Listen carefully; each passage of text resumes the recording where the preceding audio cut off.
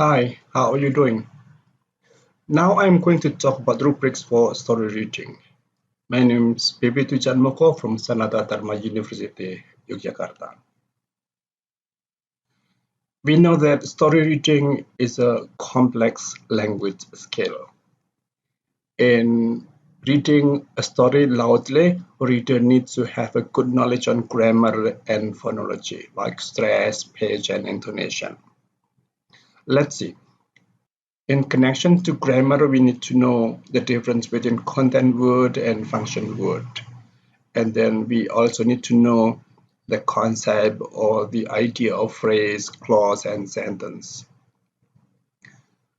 We also need to know the categories of word, especially if we come across two-syllable words. For example, we have nouns and adjectives. The stress of nouns and adjectives is on the first syllable. For example, progress, report, present, display. And then if we have a verb, the stress is usually on the second syllable, like on, progress, report, present, display. And then we also need to know about multi-syllable words, the stress of multi-syllable words like in transportation, education, ceremonial, continuity. These are the criteria for assessing story reading. The first criteria is clause stress, then content word, stress assignment rule, initial adjunct, function word, important content word, primary stress, name, intonation, and the last is liveliness. Now let me talk one by one. The first is clause. Every clause has at least one stress word or one stress syllable. And a clause is a group of words which has a subject and a predicate. A clause can be a main clause and a subclause. We have like, I haven't checked the student's work. I haven't checked the student's work. And then when I was 10, my parents moved to Medan. When I was 10, my parents moved to Medan. We have, my parents moved to Medan when I was 10. Here, every clause should have a stress syllable. In the first sentence, there are three stress syllables: checked, student work, student here, and work. And here we have a subclause. When I was 10, my parents moved to Medan. The first clause is when I was 10, and then in the second clause we have my parents moved to Medan. And then here we have my parents moved to Medan when I was 10. The second criteria is content word. Stress is generally assigned to a content word. Content words are nouns, verbs, adjectives, and adverbs. Here we have, I forgot to bring my camera. I don't like cold and gloomy weather. The words forget, bring, camera, cold, gloomy, and weather are stress. But here the other words, I, to, my are not stress. These are function words. The third criterion is stress assignment. The assignment of a stress to a content word follows the rules of stress assignment in English. If we have a noun, the stress is usually on the first syllable, like in, this is only for two-syllable words: present, protest, team, and finance. And if we have adjective, it's similar to noun. We have present, honest, narrow, little. And then if we have verbs, the stress is on the second syllable. We have like present, display, report, succeed. We have to be familiar with the kinds of words, the category of words, whether it's a noun, adjective, or verb.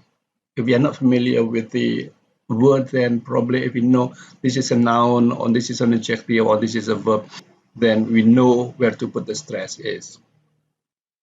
And then we also need to know about the stress in multi-syllable words. We have combination, definition, ceremonial, continuity, documentary, economical.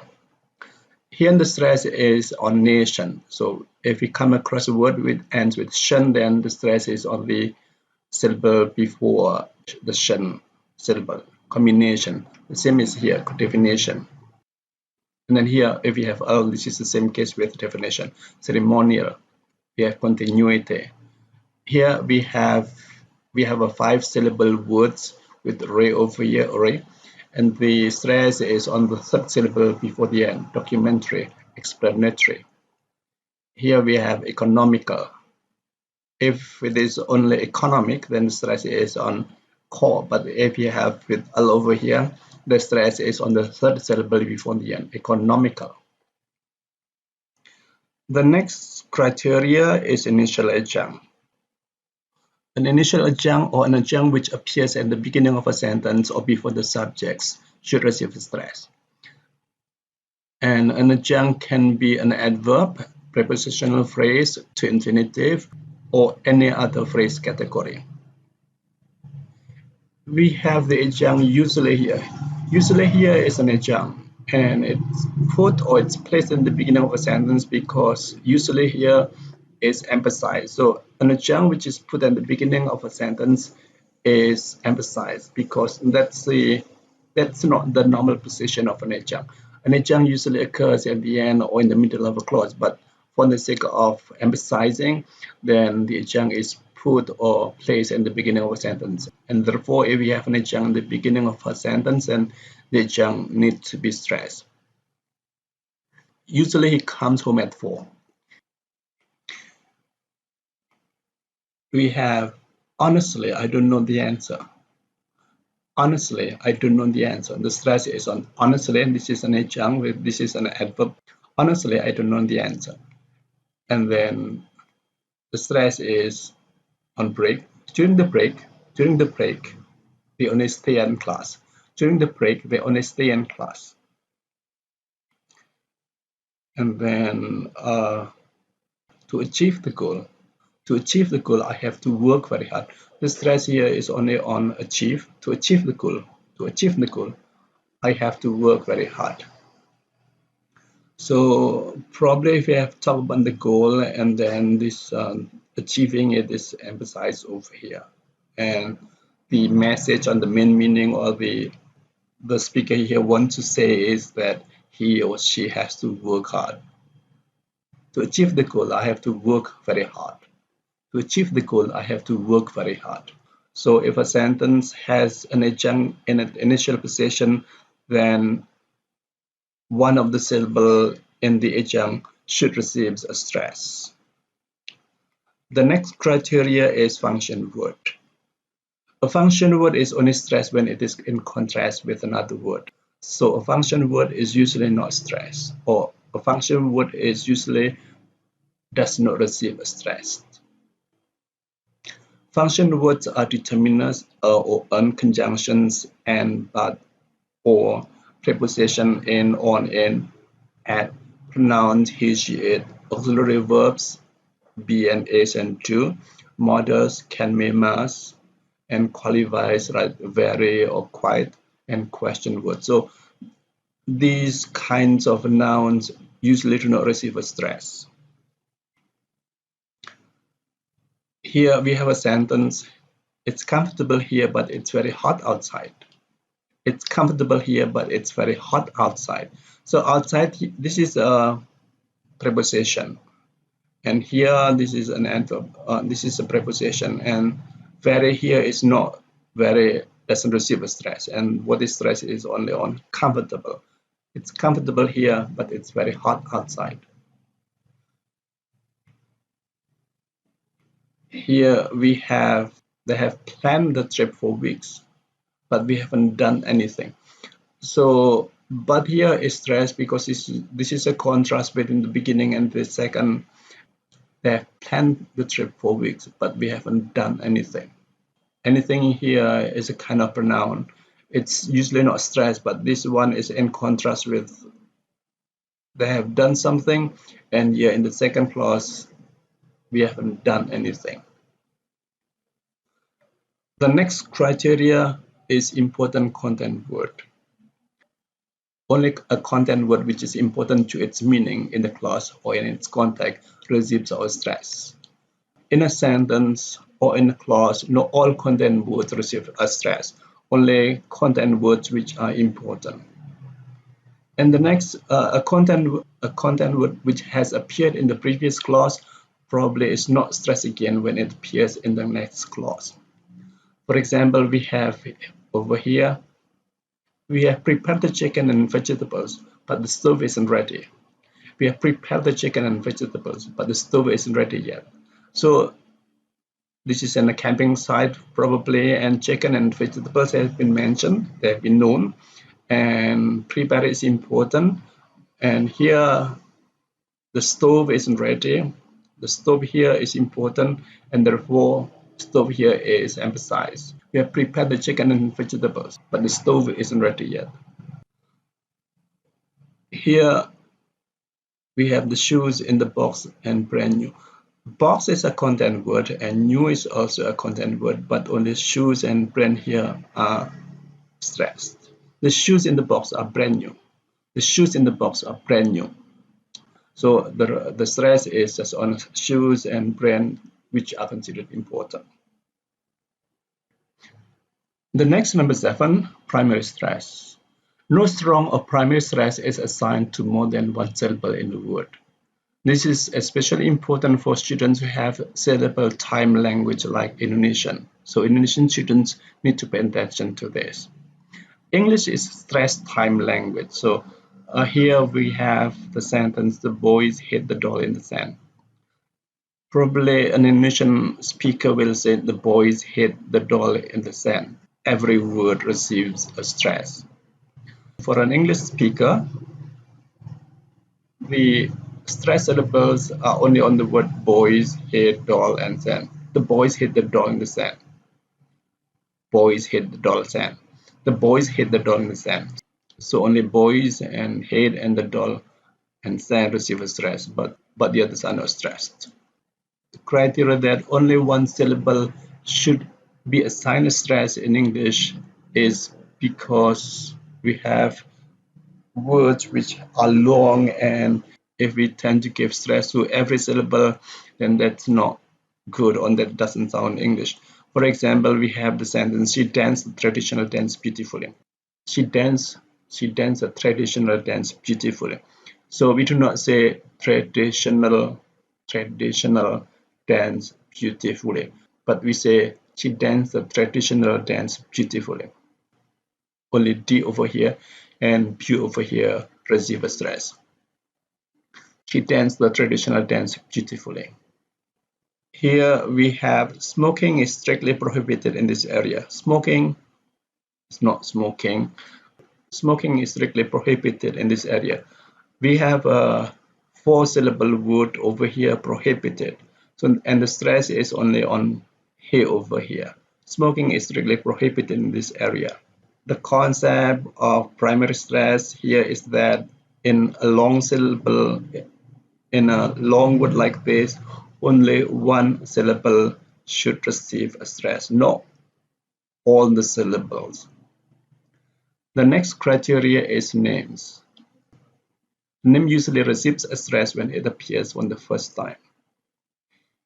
A name does not usually receive a stress in the following occurrences unless it's in contrast with another name or person. For example, we have Billy came to see me this morning. The stress is on Billy here. Billy came to see me this morning.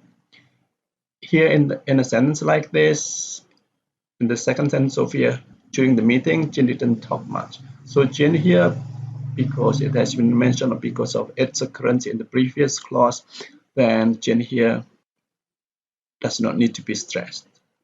During the meeting, Jane didn't talk much. During the meeting, Jane didn't talk much.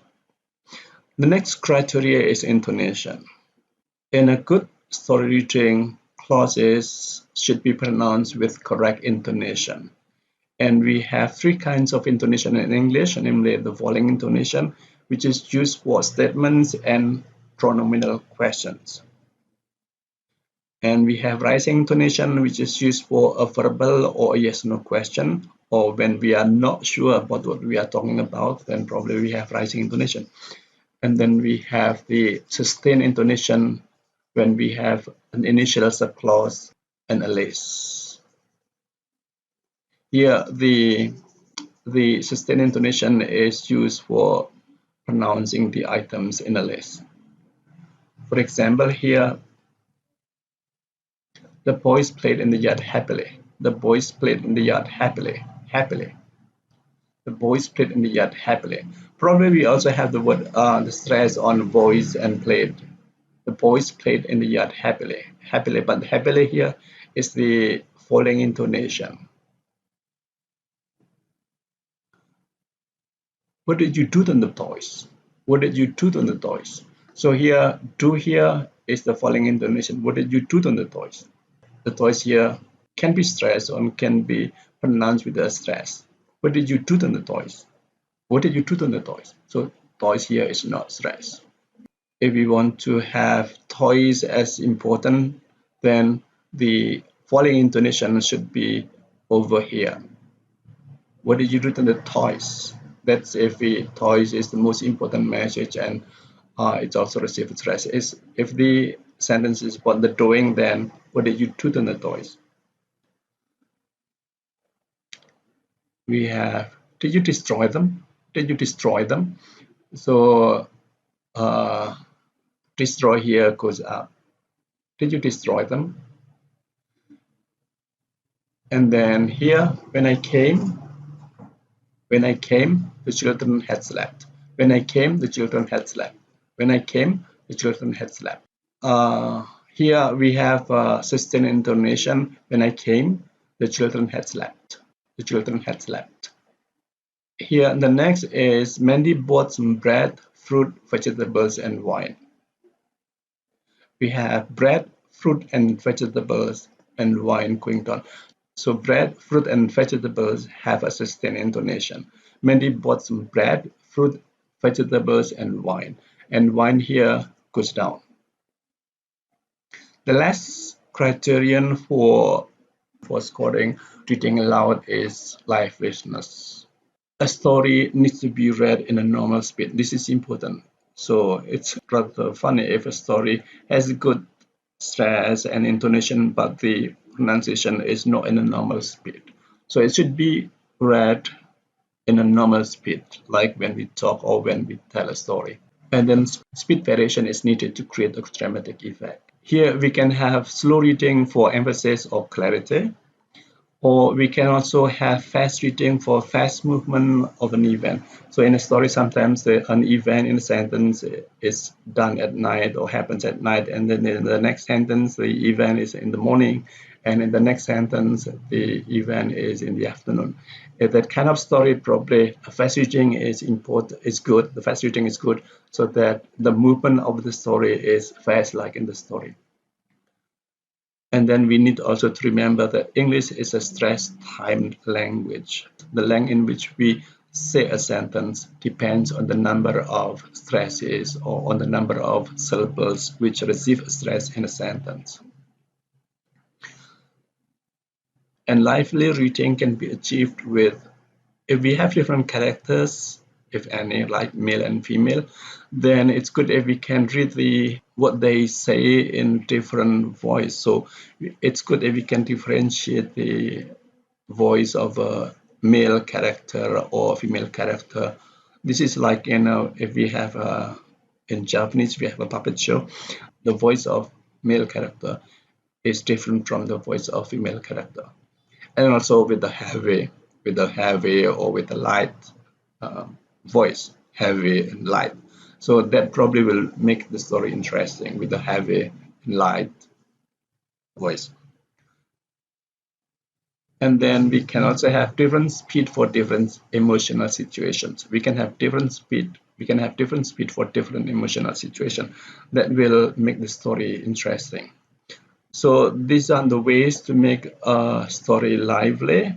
If we can have this, it's very good, but we have to remember that this is only a topic in a pronunciation class. I think it's not wise if we demand students to be able to read a story lively. We have to remember that lively reading is an art, so it needs practice, and this is just a topic in a pronunciation class. So these are the criteria for assessment of story reading. And we have clause rest. I put number 0 over here. So this is the kind of scoring board.